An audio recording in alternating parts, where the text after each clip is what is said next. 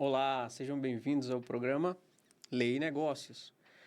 Hoje eu recebo aqui um amigo da faculdade, que agora é um advogado. A gente recebe aqui advogados de sucesso. Então, o Áureo, que é o nosso convidado, Olá. vai nos explicar um pouco sobre suas operações, seus negócios, sua vida na advocacia até aqui e, enfim, vou passar logo a palavra. Vamos começar esse programa. Eu estou um pouco nervoso, mas vamos lá. Não, acontece mesmo. Falar um pouco da nossa vida, né? Falar do... Como você fala... A gente estava conversando aqui um pouco mais cedo. A vida nem sempre foi um mar de rosas. E a gente teve que, nos momentos mais difíceis, teve que ir aprendendo como sobreviver e fazer um pouco mais de dinheiro, além do que o que a gente conseguia no trabalho básico. Trabalhei 10 anos e 9 meses em banco, do Banco do Brasil, era concursado, fui concursado do Banco do Brasil, trabalhei lá. E como eu fui começando a montar minhas operações... Isso logo após a faculdade? Eu entrei no banco no meio da faculdade. No meio da faculdade? No meio da faculdade já trabalhava no banco. Mas concursado? Concursado. Demais. Eu fui nomeado em 2012 no concurso do Banco do Brasil. E aí a faculdade eu finalizei em 2016. E esse tempo todo que eu estava lá, estava trabalhando no banco. Um pouco antes, na semana que eu fui nomeado no banco, que eu estava para ser nomeado no banco, eu recebi uma ligação. Eu recebi ligação do Banco do Brasil na quarta-feira, falando que eu tinha sido nomeado, perguntando se eu iria querer tomar posse. Falei que queria e tudo mais. E aí, na quinta-feira, eu peguei toda a documentação para poder dar entrada na minha posse. Na sexta-feira, me ligaram de algum processo seletivo. Não sei se era a Defensoria Pública do DF ou se era o Ministério Público do Distrito Federal e Territórios, falando que eu tinha sido aprovado no concurso para estagiário de direito lá no órgão, só que eu não lembro qual que era. Eu falei, gente, eu acabei de ser nomeado do Banco do Brasil, não vai dar, porque não dava para conciliar os dois. Mas eu acabei de lembrar disso agora. Uma coisa que enquanto eu estava no banco, eu fui aprendendo era como fazer mais dinheiro. E dentre as coisas que eu já tinha ouvido falar, tinha um colega meu que o pai dele tinha aluguel de táxi. Sim. E aí, só que uma placa de táxi costuma ser muito cara. E eu fui atrás de ver se todos os motoristas de Uber eram proprietários dos veículos. Uhum. E aí fui descobrindo que vários deles não eram proprietários do veículo que eles estavam dirigindo. E eu peguei e falei, cara, vou comprar um carro e vou alugar. E aí eu trabalhava em banco, comprei um consórcio com desconto que a gente tinha por ser funcionário e peguei e contemplei a carta de consórcio, comprei um carro e aluguei para motorista de Uber. Fiz isso com 2 carros. Mas você conhecia o cara? Eu fui conhecendo ao longo das viagens que eu fazia. Mas aí tem um seguro e tal, tem uma... Sim, tem seguro, tinha de colocar tudo. Tinha um contrato que a pessoa tinha de fazer. Lógico, sempre... acaba que você sempre se envolve em algum problema, assim, ao longo da vida. Uhum. Mas eu tinha 2 carros. Os consórcios ficavam em coisa de R$ 1.000 os 2. E por semana, se eu fazia R$ 1.000 com os 2 carros, por semana. O aluguel de cada carro era R$ 500. Hoje em dia eu não sei como que tá, porque eu já saí dessa área de negócio.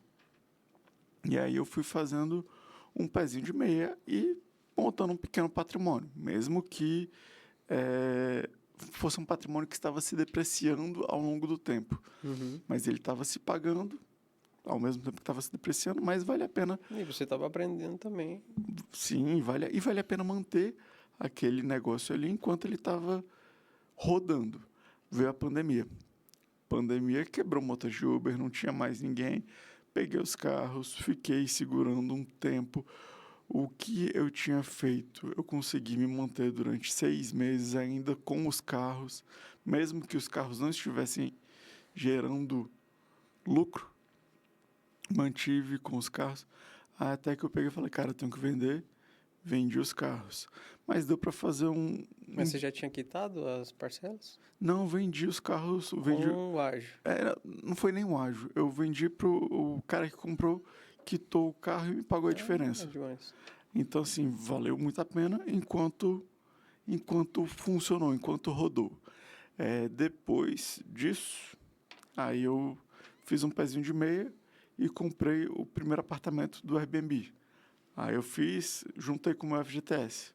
No FGTS, o apartamento, o dinheiro que eu tinha, comprei o apartamento do Airbnb, financiado. Só que na época da pandemia, a taxa de juros estava muito baixa. Selic estava 2%. Então, você conseguia fazer um financiamento aí com taxa de juros baixíssima, baixíssima, baixíssima. A coisa era 6,59% ao ano. Acho que é praticamente impossível de conseguir essa taxa de juros hoje em dia. Mas essa taxa de juros, ela varia, né? Depois aumentou. Você tem que pagar a TR, mas a taxa de juros do financiamento é fixa. Só que... Eles conseguem manter essa taxa sim, mesmo com a... Sim, o que você tem que pagar é a TR, que a TR tem uma variação, e aí você tem que pagar essa diferença da TR. Mas só que a taxa de juros vai ser aquele 6,59 ao ano. Uhum. Não mexe. Fiquei com... Era um apartamento pequeno? Era um flat. Aqui em Brasília a gente consegue fazer isso. Em outros lugares eu sei que não se consegue fazer isso desse jeito. Que é o quê? Aqui em Brasília você tem apartamentos comerciais que você consegue registrar como imóveis residenciais. Você consegue alterar tanto o IPTU, a TLP, que é a taxa de limpeza pública, você consegue alterar tudo isso e você consegue depois pegar um financiamento habitacional da Caixa utilizando o FGTS, que coisa para imóvel comercial é proibido. Só que em Brasília, excepcionalmente, é possível ter imóveis comerciais. Eu não sei isso em outras cidades, porque isso é uma peculiaridade de Brasília. A gente tem kitnets sobre apartamentos, sobre lojas que serão comerciais e que você consegue aqui em Brasília ter isso como residencial. E você vai pagar IPTU residencial, você vai pagar tudo de um imóvel residencial e você consegue fazer um financiamento de um imóvel residencial com aquele apartamento tranquilamente. Aqui em Brasília, excepcionalmente. Em outros lugares do Brasil, eu sei que você não vai conseguir fazer isso. Então, isso é uma peculiaridade de Brasília. Aqui em Brasília, fora de Brasília, talvez isso seja errado, não sei. Aí cada um tem que estudar na sua região, no seu local no seu município, ver se é possível fazer. Eu consegui fazer um financiamento habitacional da Caixa Econômica Federal, usando o FGTS, com a taxa... Oi? Que demais, demais. Com a taxa baixíssima, e rodou tudo normal. Eu fiquei pagando esse financiamento durante 4 anos. Aí eu vendi o meu apartamento e comecei a mexer na administração de imóveis próprios. E aí mudei a empresa de novo.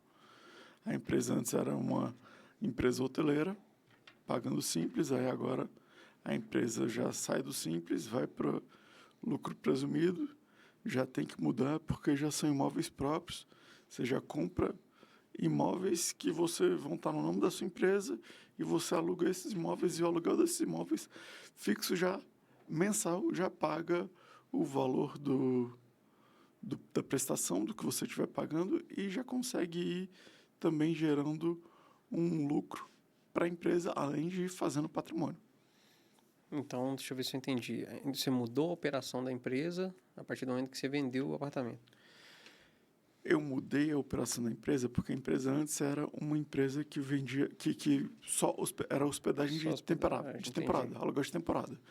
E aí quando no aluguel de temporada você consegue ficar no Simples Nacional, você está no anexo 3 da Lei Complementar do Simples, e você consegue pagar a alíquota de 5%.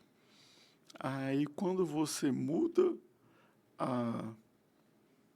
a forma da empresa para aluguel de imóvel próprio, você compra, no meu caso foi o quê? Eu comprei apartamentos que eram... eu comprei ágio de apartamentos com aquela procuração que é em favor da própria coisa, a procuração em Renswan. Teve, inclusive, uma alteração legal agora. E a procuração em Renswan, a procuração em favor da própria coisa, hoje o preço dela é o preço de uma escritura. Por quê? Porque a validade daquela procuração é a validade de uma escritura pública. Então, como sendo uma escritura pública, você pega essa procuração e você registra ela no cartório de registro de imóveis, você registra na matrícula do imóvel essa procuração, e essa procuração ela vai ser vai ter na matrícula do imóvel que o bem está financiado no nome do Zezinho, só que ao mesmo tempo que o bem está financiado no nome do Zezinho, logo depois tem uma outra verbação na matrícula falando: o Zezinho vendeu o bem para o Joãozinho, e o Joãozinho está pagando o bem nos termos da procuração em favor da própria coisa, assim, assim, assado, que tem documento legal, tem valor de escritura. Então, hoje você consegue fazer isso. E aí você paga um financiamento habitacional no nome de uma pessoa que te vendeu o ágio, você paga um financiamento habitacional para aquela pessoa e o imóvel está no nome da sua pessoa jurídica.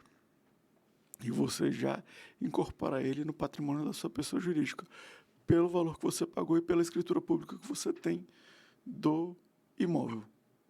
Mesmo não sendo o imóvel não estando totalmente no nome da sua pessoa jurídica, você já consegue fazer isso. E é mais ou menos isso que eu estou fazendo. Aí o imóvel, o aluguel hoje é R$1.000, a prestação que tem que pagar é de 600 e pouco. Então, você consegue ir colocando, fazendo patrimônio, gerando patrimônio e, ao mesmo tempo que você está gerando patrimônio, você está também pagando uma coisa sem ser com o seu dinheiro. Mas você não aluga esses imóveis normalmente, né? O contrato de locação comum, né? É a locação comum. Comum? Comum. Porque... Achei que você fizesse Airbnb, né? Não. Assim, fica na região mais distante daqui de Brasília. Fica... Ah, entendi. Esses aluguéis hoje são lá em Planaltina, que é uma região...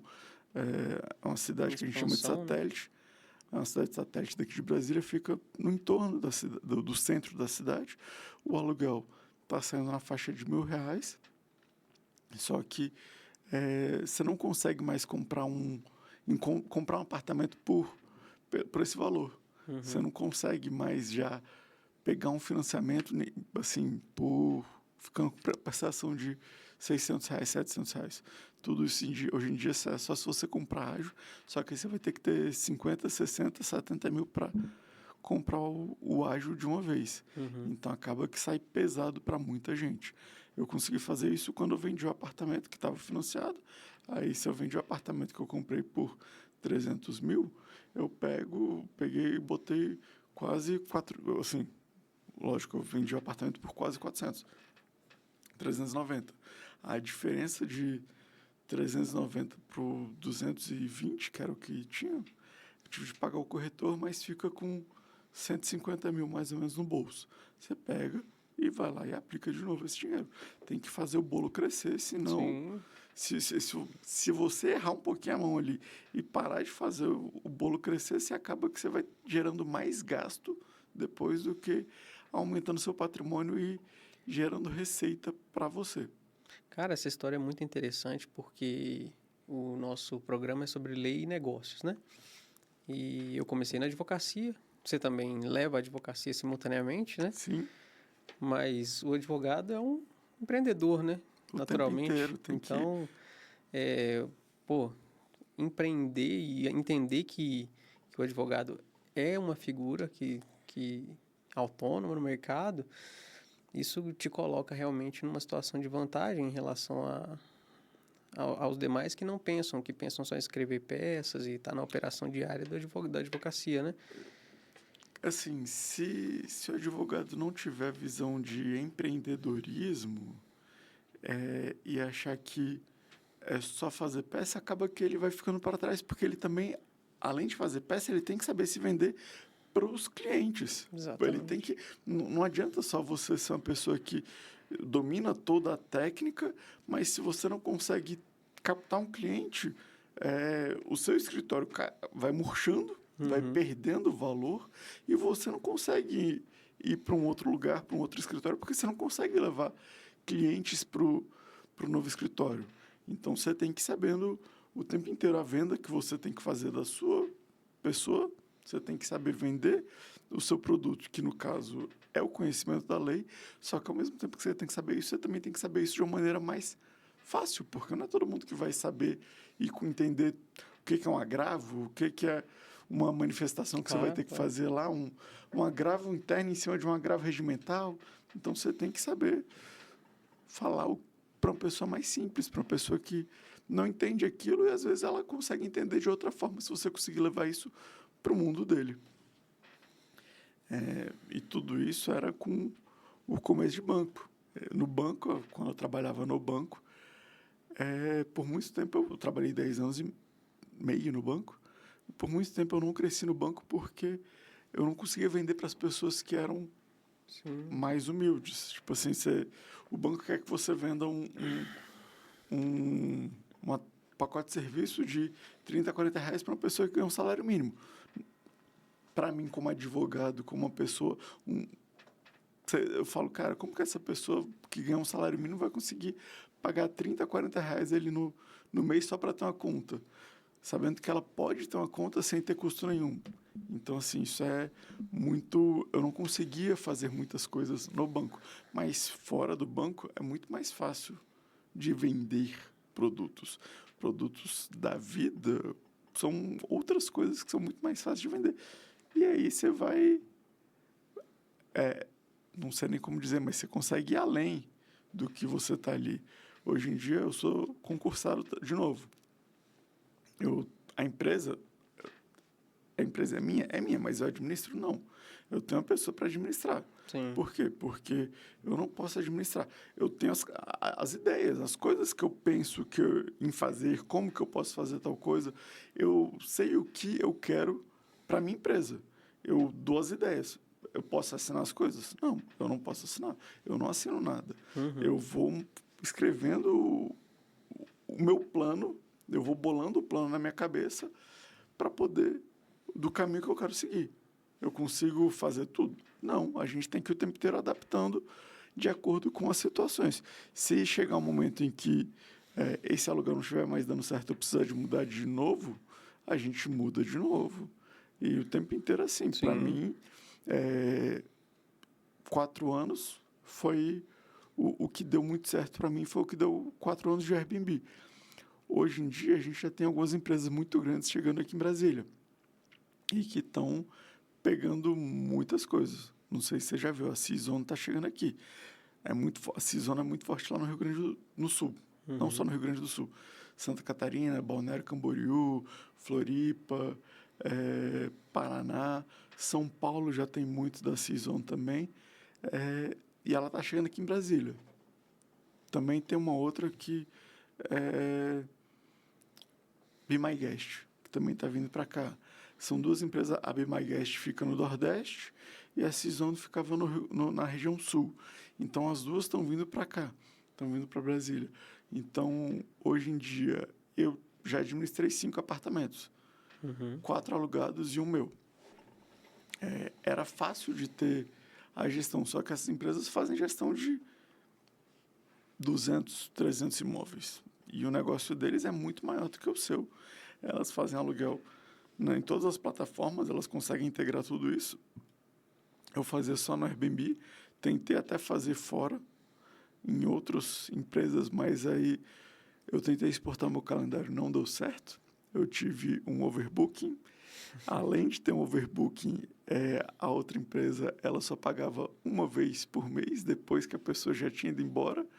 E ia ser no começo do mês seguinte, se a pessoa ficasse 15 dias no seu apartamento, então do dia 30, ou entrando no dia 30, não, entrando no dia 20 no seu apartamento, e saindo do dia 5 do outro mês, você só iria receber no terceiro mês que a pessoa se hospedou no seu apartamento.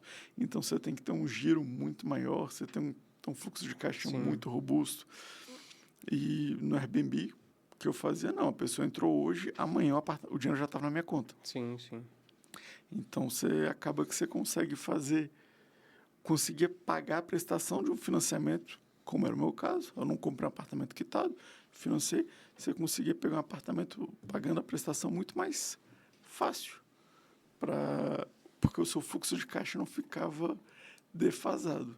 O seu negócio girava o tempo inteiro. Liquidez, né? Você usa o seu dinheiro. Você tinha liquidez. E se você está em outra empresa que não paga, como a Airbnb paga, você acaba que você tem que ter já um fluxo de caixa muito mais robusto, você tem que ter um dinheiro para segurar, às vezes você vai receber a pessoa em janeiro, chegou dia 22 de janeiro, ficou 15 dias no seu apartamento, ela saiu em fevereiro e você só vai receber em março.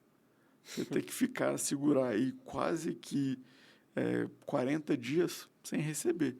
Então, isso é muito desafiador para uma pessoa que está começando pequena. Sim. Uma pessoa começou a alugar um carro para motorista Uber que alugava por R$ 500 a semana. E para pagar também financiamento, um consórcio que eu pagava ali todo mês o consórcio. Só que a prestação custava R$ 500 de cada consórcio. Eu fazia, com cada automóvel, fazia R$ 500 por semana, fazia aí 4.000 por mês, pagava a prestação, pagava as duas prestações com a primeira semana de aluguel de carro. E se a pessoa não pagasse o aluguel, você pegava o carro na hora. Lógico, tem que ter um rastreador com bloqueio do carro, senão você fica na mão. A pessoa sumir já era. Importante. Tem que ter o seguro, tem que ter todas as coisas certinhas, senão você não pode ficar na mão também, perder tudo. Exatamente. Poxa, muito legal, cara. Eu no mundo do direito também tento empreender, né, de uma forma ou de outra, porque entendi que você consegue constituir um patrimônio assim, né?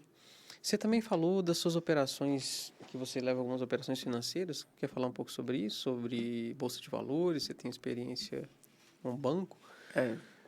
Quando você trabalha em banco, acaba que a gente tem que aprender muita coisa além de só atendimento ao público. Logicamente, o que o banco vai querer fazer o tempo inteiro é que você venda o produto dele.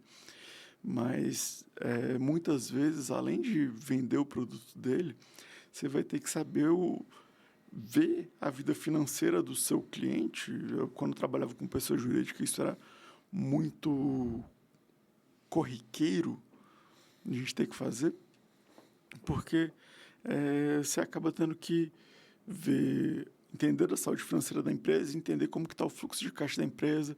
Você tem que saber ver o imposto de renda da pessoa, porque às vezes o contador errou na hora de fazer a relação de faturamento do empresário, errou na hora de fazer o imposto de renda daquela pessoa, e às vezes acaba que a gente vê isso quando a gente está trabalhando com atendimento ao público, e você vê isso, você tem que falar para a pessoa, olha, você tem que corrigir a sua declaração de imposto de renda, porque o seu valor aqui que você não colocou o valor que você tem da empresa como lucros e rendimentos, lucros e dividendos. Você está pagando imposto a mais aqui, ou você não está colocando esse valor aqui, que você precisa colocar esse aqui, porque esse aqui vai te dar uma garantia perante o banco para a gente poder te fazer um empréstimo aqui maior na sua empresa, porque você tem patrimônio suficiente para poder arcar com isso caso a empresa não arque, porque a gente acaba tendo que aprender tudo isso também.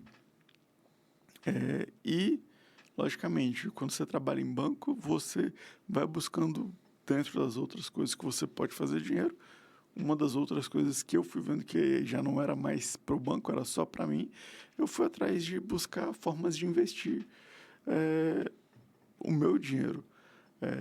Por exemplo, o Cielo, se não me engano, teve a IPO da Cielo, foi em 2013 ou 2014, agora eu não lembro. E as ações começaram baratinhas. Você comprava ali no começo, durante muito tempo quem comprou ali no começo foi muito feliz. E assim você vai tendo de várias outras empresas e você vai aprendendo a mexer. Mas você só teve ciência desse mercado com contato com o banco, certo? Ou você já tinha experiências anteriores Eu em relação à tinha, bolsa? eu tinha experiências anteriores porque 2 grandes amigos meus trabalhavam com corretor de valores já. Ah, entendi. 2 grandes amigos meus já trabalhavam lá, então acaba que você vai vendo ali o tempo inteiro. Logicamente, eles são muito mais experientes do que eu, eles sabem muito mais coisas do que eu, mas você vai buscando formas de aprender. E hoje em dia tem muita coisa mesmo. Sem mexer nem nada, mas você tem aí a grande tacada do Fernando Góes. Você tem o swing trade dos irmãos Góes, que é o Fernando Góes e o Zé Góes, que faz a análise todo dia do análise financeira, a bolsa de valores. Os dois fazem análise de gráfico. Você tem o Viver de Mercado do Wilson Neto, que ensina ele a fazer day trade também. Você vai tendo um monte de coisa. Você tem o Bo Williams, que todos esses são cursos que eu já fiz e por isso que eu estou falando deles. São pessoas que eu acredito bastante, que se alguém perguntar com quem que eu faço, eu falo, faz esses. Esses são pessoas que eu já vi que têm um conhecimento muito grande de mercado financeiro, efetivamente, e foi sempre onde? Foi sempre em bolsa de valores. O meu foi o quê? Foi em agência de banco. Então, são conhecimentos diferentes. O que eu aprendi a fazer dentro do aspecto de agência de banco foi mais a parte contábil, administrativa, financeira, gestão financeira, economia, que você acaba que você vai ter cliente ali de tudo quanto é coisa, de cliente que mexe com pedras preciosas, gemas, minerais e aquela pessoa, isso tudo é extremamente fiscalizado pelo setor, pela Receita Federal, porque é uma forma de lavar dinheiro muito grande, muito fácil. Então, aqueles clientes ali do banco, você tem que ter um acompanhamento muito maior. Então, por aí você tem que ir aprendendo várias outras coisas dentro de banco, trabalhando em agência de banco. Só que aí você também consegue aprender o quê? Lá foi onde eu tive a ideia de fazer o consórcio, para poder pegar esse consórcio, comprar o carro e alugar para um motorista de Uber. Por quê? Porque às vezes aquele pessoal não tem cartão de crédito, ele não tem limite, ele não tem o nome limpo, a pessoa está toda lascada, mas só que você fala para ele, eu quero R$1.000 de garantia e eu te alugo o carro por R$500 essa semana. Se a pessoa ficar 2 semanas sem pagar, você pega o carro, você está conseguindo os R$1.000.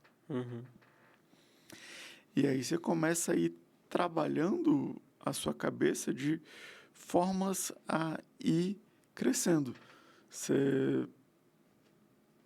Eu já houve no passado funcionários de uma agência do banco que compravam consórcio para vender depois que ele estava contemplado. Então, você consegue... Existem empresas hoje em dia... Existem empresas hoje em dia que fazem isso. Ele compra e vende consórcio contemplado. Ele compra consórcio e vende consórcio contemplado.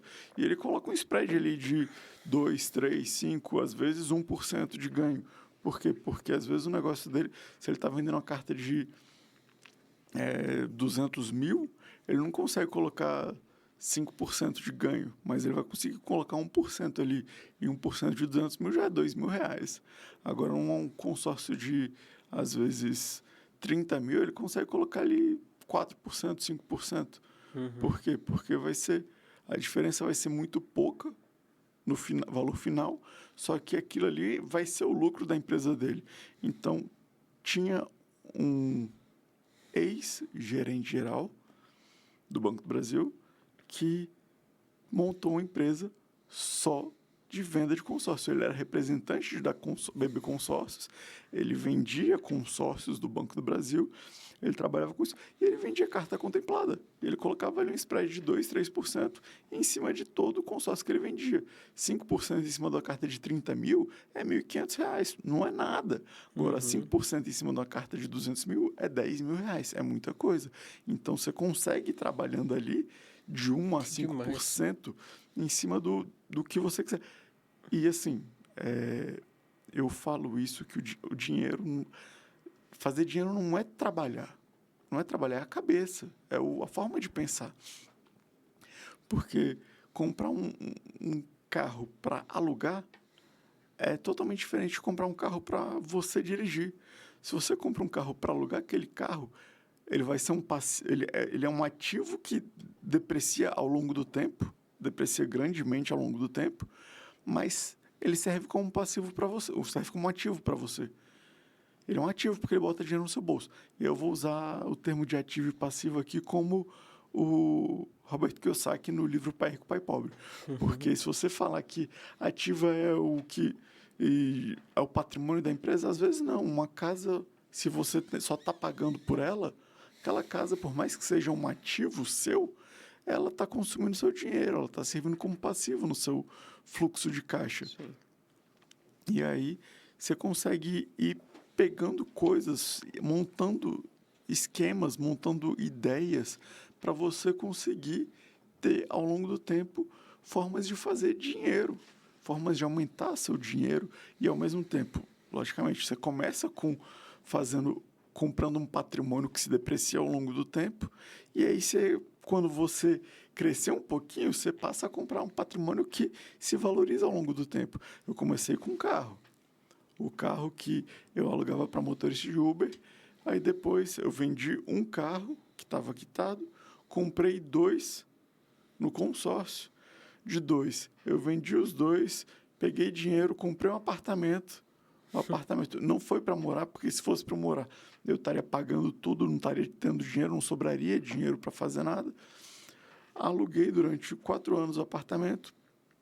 Depois disso, eu peguei, vendi um apartamento, comprei outros 2 apartamentos, e aí assim você vai fazendo, e você tem que ir, ao mesmo tempo que você tem que ir o tempo inteiro pensando em como fazer mais, como fazer diferente, você não pode pegar aquilo ali e falar, eba, eu vou usar. Que na hora que você faz isso, vou usar, aí você começa a murchar o seu bolo. Você tem que fazer o bolo crescer. É uma massa madre de fazer pão. Na hora que você usa toda a massa madre de fazer pão, já era, acabou. Você tem que sempre ir colocando ela para fazer mais pão. Sempre tem que ir aumentando a sua quantidade de pão ali, até chegar a hora que você não precise mais, que você possa só viver dos rendimentos. Porque até chegar esse momento é difícil, é bem desafiador. Não chega em 2 anos, 3 anos. Já foram uns 6 anos aí que eu tô nessa brincadeira. Hoje eu tô com 2 apartamentos. Vale aí o que? 400, 500 mil. Mas é um crescimento e o tempo inteiro alavancado. O tempo inteiro alavancado. Isso é outra coisa que você aprende no banco também, que é trabalhar com alavancagem. Trabalhar com o dinheiro dos outros, né? Com o dinheiro dos outros. Trabalhar com o dinheiro dos outros. A pessoa que financiou... Como eu já trabalhei em banco, eu sei disso. Hoje em dia ele consegue financiar uma outra casa, se ele quiser, não. Por quê? Porque ele já tem um financiamento habitacional em curso. Por quê? Porque não foi quitado. Mas foi ele que fez isso. Foi ele que, assim, não é ser malvado, mas a pessoa não estava conseguindo pagar o apartamento. Ele estava em vias de ter o apartamento ser tomado dele. Já tinham começado com ação judicial para pegar o apartamento de volta. Eu fui lá, comprei o apartamento dele, paguei todas as dívidas dele, o que sobrou de dinheiro eu dei para ele. Se a pessoa estava apertando nos últimos 6 meses, sobra muito. Se a pessoa ficou 1 ano e meio apertada, sobra pouco. E por aí você vai trabalhando com o que você pode fazer para poder gerar o seu patrimônio. Cada um tem que olhar durante um grande momento, um grande tempo da sua vida, você tem que olhar para o seu próprio umbigo. Você não pode ser uma pessoa que fica preocupado demais com a vida dos outros. Cada um tem que cuidar da sua própria vida.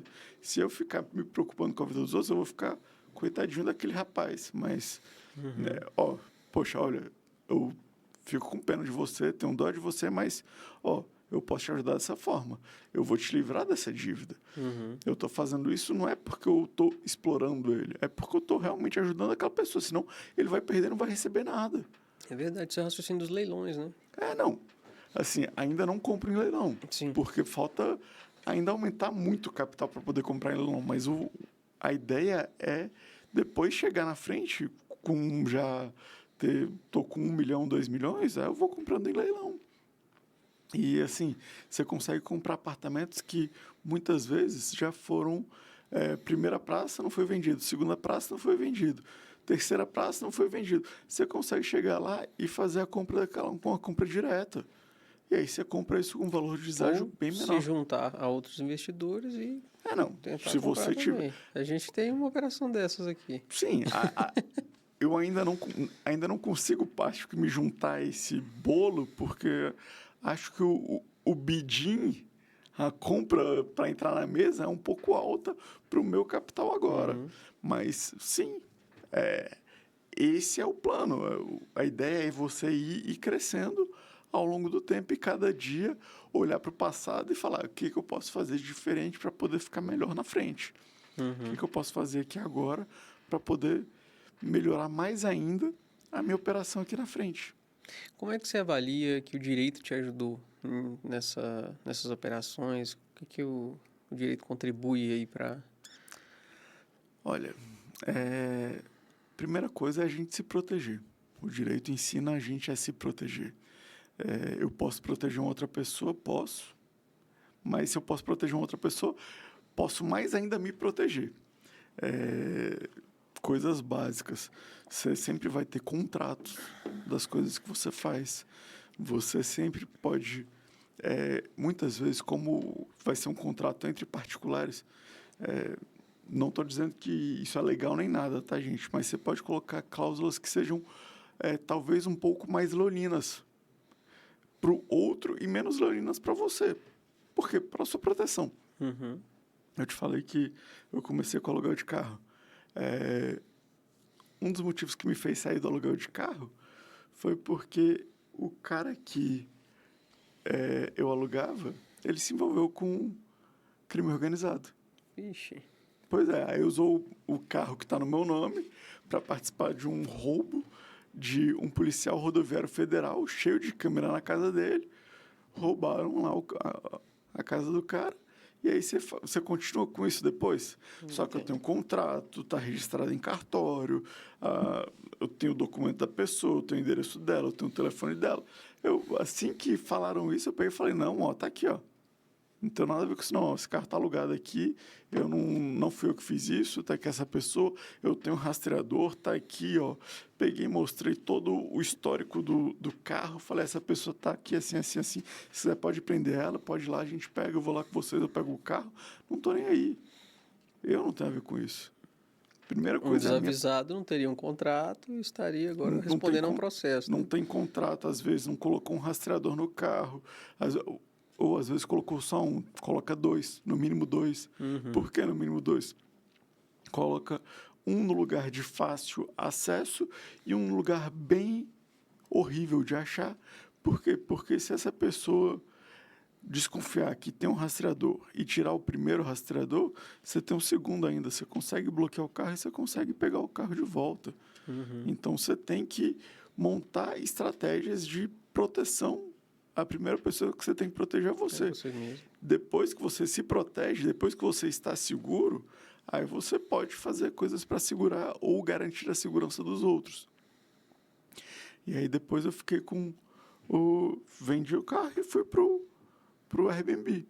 Então, assim, aí eu saí de um patrimônio que se desvalorizava e passei para um patrimônio que estava extremamente desvalorizado, porque na pandemia aluguel de hotel estava muito barato, quase ninguém estava alugando, não tinha muitos espaços, quer dizer, desculpa, tinha muita coisa para vender e não tinha gente para comprar. Então, se eu comprar um apartamento ali, eu ainda comprei tarde, porque eu ainda comprei por 270, mas chegou a ter gente vendendo no começo da pandemia, vendendo por 120 mil. Eu podia ter comprado 2. Eu comprei 1. Então, assim, você consegue sair de um patrimônio que se desvaloriza para um patrimônio que vai valorizar ao longo do tempo. E aí, depois eu saí de um que eu dependia o tempo inteiro de um fluxo de caixa muito certinho. Eu tinha de alugar ali coisa de 25 a 28 dias do mês. E é difícil manter essa constante principalmente em Brasília, que a gente sabe que em dezembro e janeiro não tem aluguel, a gente vai voltar a ter aluguel aí em fevereiro, quando volta a funcionar a Câmara dos Deputados, Senado Federal. A gente deixa de ter muita coisa no dia 13 de dezembro, já não tem mais aluguel. Então, acaba que você se aperta durante muito tempo do ano para você ter uma prestação de 2.100 para pagar todo mês. Se você não tem ali o aluguel certinho de 28 diárias, você não consegue fazer o pagamento total, porque além do aluguel, você vai ter o aluguel, desculpa, o aluguel. Além da prestação, você vai ter a prestação, você tem um condomínio, que é um hotel, então vai ser um condomínio alto. Você vai ter a limpeza, que vai ser uma limpeza mais alta. Você tem que comprar todo o enxoval, jogo de cama, jogo de toalha. E para cada apartamento você vai ter que ter aí, no mínimo, uns cinco jogos para poder alugar. Revezado. Alugar, ter outro disponível e ter mais para limpeza, para lavar. Então acaba que fica sendo uma coisa que você tem que ter muito jogo de cama, muito jogo de toalha. Se você não tiver todos esses itens, e isso é uma compra que você tem que fazer logo de cara. Cada apartamento que você começa a administrar, você já tem que ter essa outra esse conjunto de jogo de toalha e de cama. Aí você quer ter um determinado padrão, aí você quer ter Nespresso no seu café, aí você bota café de cortesia para os seus hóspedes, aí você quer ter algumas outras, assim, tudo isso você tem que ter um valor de entrada muito alto para você começar a fazer uma hospedagem ali. Então acaba que se você não mantém esse fluxo todo de caixa, você acaba que não consegue manter essa operação o tempo inteiro rodando. Fica muito difícil. Você ainda acha que tem mercado ainda para muita gente, levando em conta, inclusive, as empresas que você falou que está chegando aí em Brasília? Mercado sempre vai ter. Agora, tudo vai ser de acordo com a estrutura de cada pessoa. Se alguém quiser começar uma outra empresa aqui em Brasília também, só que assim, são empresas que já são grandes. Você tem que ter um diferencial. Você tem que fazer alguma coisa ali que seja mais clara. Mas mercado sempre vai ter. Essa operação ainda sofre impactos do governo, Também. que estão querendo tributar, não é? Sim. E me parece aqui na Asa Sul, eles estavam querendo proibir também, não é? Não tem uma história dessa? Proibir pousada? Não, na Asa Sul, aqui assim, já é diferente. É porque tem alguns lugares na Asa Sul, se você andar pela W2, você vai ver, tem ali na 507 Sul, tem uma, eu não vou falar nome aqui para não ter nenhum tipo de problema, mas que não tem ventilação. Inclusive teve um acidente, foi ano passado, um cara que morreu queimado, ou morreu por falta de oxigênio, não lembro. Mas o local não era regulamentado. O que eu fazia é o que? Eu fazia num hotel. Eu fazia numa parte hotel. E aqui em Brasília, como eu disse, você consegue comprar a parte hotel como financiamento habitacional. Então, por isso tudo deu certo. Agora, se você tiver num lugar que não é permitido ter pousada e você registra algo lá como pousada aqui em Brasília, e isso tem na Asa Sul, tem assim, pelo menos umas 5 que eu sei onde vão estar. Passeando pela W2, eu consigo te apontar, é muito complicado, porque ele não é regulamentado para isso. É uma área que foi feita para ser totalmente comercial, que não é para ser residencial. E o comércio de lá não admite hospedagem, não admite hospedaria. Então, o problema dali todo tem esse. Além de, no plano diretor de ordenamento territorial de Brasília, ali não é permitido ter negócio de hospedaria. essa pessoa está irregular em vários aspectos. Uhum. O que vai ser dela daí para frente, eu já não sei. Tem várias infrações administrativas, legais, e quando você tem um acidente com esse, você vai ter que ter você vai ter um inquérito e vai ter uma apuração criminal. Se isso vai ser indiciado criminalmente ou não, aí já é questão do Ministério Público e Polícia Civil. Não vou opinar sobre isso, mas pode? Não. Agora, numa parte hotel é outra coisa. Agora, os condomínios residenciais edilícios que querem proibir, aí já são outras coisas também. Tem muito condomínio que tá proíbe, querendo proibir. né? E, assim, se eles colocarem isso em convenção, talvez o STJ valide. Por quê? Porque foi a escolha daquelas pessoas que convivem no mesmo local. Eu acho certo? Não. Por quê? Porque o imóvel é dele. O proprietário do imóvel pode fazer o que ele quiser com o seu imóvel. Ah, mas deixa o lugar menos seguro. Desconfio que isso não seja realidade. Porque o Airbnb tem uma garantia, não é? O Airbnb tem garantia. A pessoa, normalmente, quando tem o seu próprio imóvel, se já tem um imóvel, ela tem um conhecimento de que vale a pena ter um seguro residencial. Uhum. Então, tem várias coisas que são fundamentais ali para você trabalhar, para você ter a sua segurança. Ah, o seguro residencial não vai pagar. O seguro residencial não vai pagar o quê? Se houve uma depredação do condomínio, mas porque você trabalhava com aluguel de temporada. Se não tiver essa cláusula no contrato de seguro, ele não pode falar isso depois. Ele tem que vedar antes. Uhum. Então, tudo isso tem que ser estudado e se uma seguradora não faz o seguro, muda de seguradora e esquece ela. E já não ser para todo mundo que ela... Dentro da comunidade de quem faz Airbnb, as pessoas que fazem ali, que se comunicam, já fala para eles, essa seguradora não está fazendo seguro para a gente. E já fala. Então, do modo legítimo, você ainda acha que faz sentido essa operação de hospedagem? Sim. Dentro da regularidade de um apartamento Você que seja pretende no hotel. aumentar essa operação? Quais são os seus planos aí para o Se eu futuro? tiver...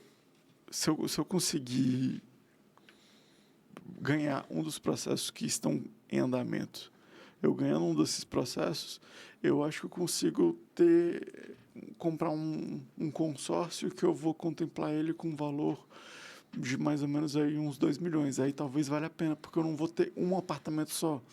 Vou trabalhar com 5, 6 apartamentos, que fica mais fácil de ser mais visível. Uhum. Você consegue ter um pouco mais de visibilidade pelo aplicativo. Na plataforma. Na plataforma, exatamente. A plataforma, se você só tem uma, acaba que você fica um pouco menos visível.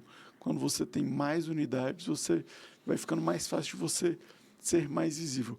Inclusive, tem uma aqui em Brasília, tem 2 caras aqui em Brasília que são bem grandes, que eu acho que em Brasília, eles competem bastante com a Seazone e com o Be My Guest. Que tem o Hosped, com Z, OZPED, e tem um outro aqui em Brasília, Rei dos Flats. Uhum. Rei dos Flats também. O Rei dos Flats, ano passado, ele ficou... acho que foi ano passado. Ele teve, de uma plataforma que não era o Airbnb, ele estava com mais de 500 milhões em atraso. Então, é um cara que tem bastante giro. Você pode ver por aí que ele esperou quase 500 milhões para conseguir mexer. Entendi.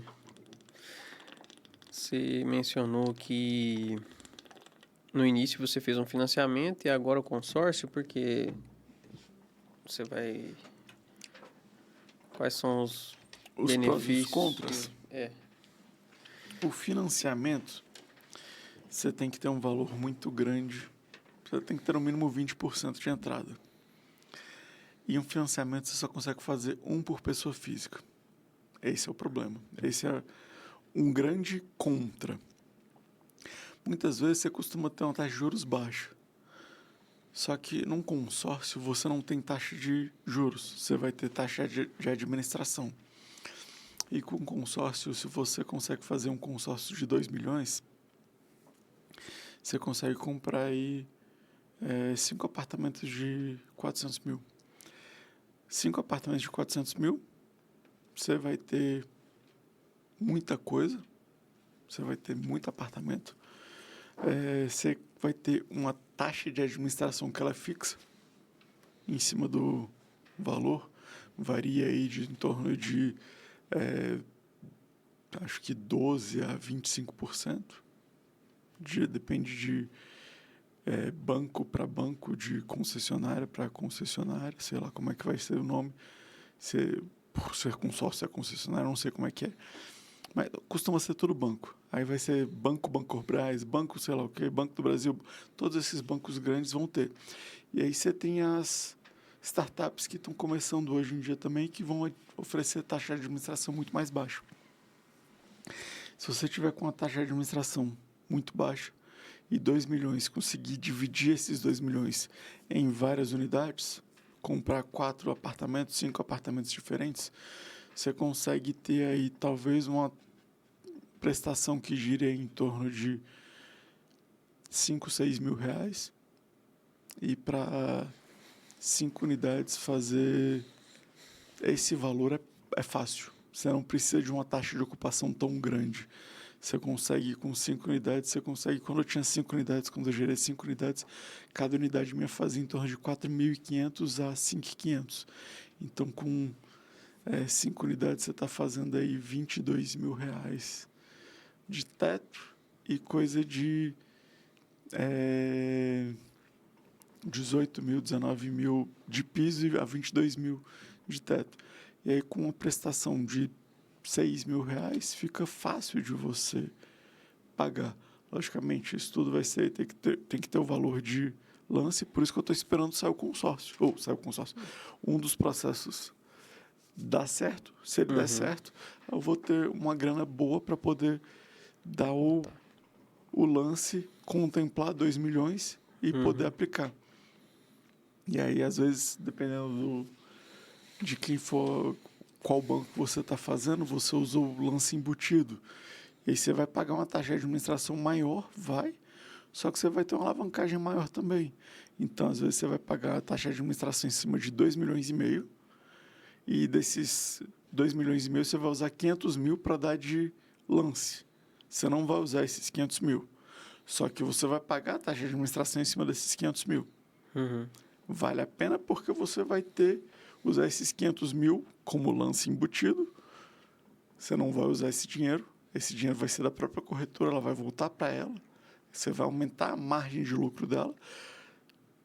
12% de 500 mil vai dar aí 60 mil, que você vai pagar mais de taxa. Estou jogando só números hipotéticos. 60 mil a mais que você paga, só que você vai ter 2 milhões para usar. 60 mil para usar 2 milhões, dividido em, sei lá, 120 meses a 180 meses, vale a pena. Vale muito a pena. Fazendo uma operação de 5 mil reais em cada uma das unidades, né? Você consegue fazer quanto? Ainda consegue pagar a operação. Consegue pagar tudo. E aí você pega e consegue depois, se você está com essa sobra, você vai juntando dinheiro e vai fazendo o quê? Assim que você tiver um pouco mais de dinheiro, faz mais outra operação dessa, mais 2,5 milhões. Só que o difícil é encontrar outros apartamentos pelo mesmo valor inicial, que isso acaba sendo complicado. Hoje aqui em Brasília eu sei que o flat está saindo onde eu tinha, está saindo por 390 mil. Então estou trabalhando com 400 mil já para ter... Em hotel, né? Em hotel.